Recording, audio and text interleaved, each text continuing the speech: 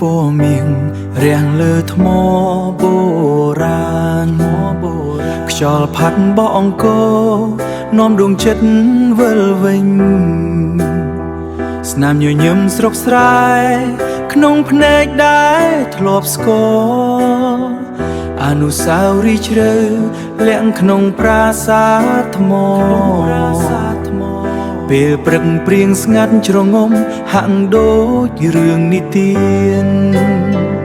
អោសៀមរាបអើយទីក្រុងនៃក្តីស្នេហ៍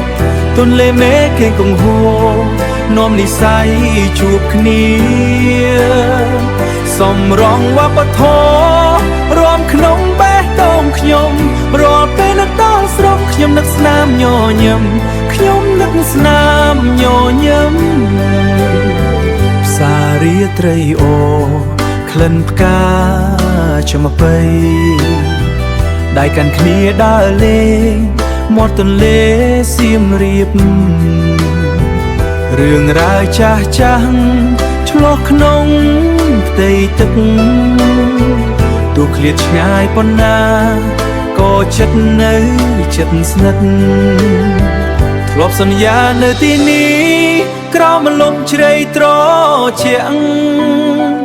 ថាបេះដូងនឹងនៅស្មោះជានិច្ចនៃរុនតទៅ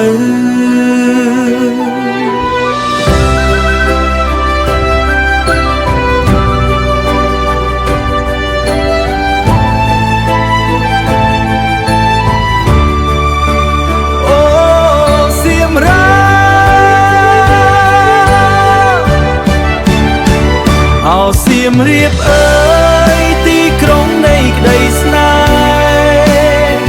ទន្លេមេឃគេកង្ហួរនាំនិស័យជួបគ្នាសំរងវប្បធម៌រួមក្នុងបេះដូងខ្ញុំរាល់ពេលនឹកដល់ស្រុកខ្ញុំនឹកស្នាមញញឹមខ្ញុំនឹកស្នាមញញឹមលាហើយសៀមរាប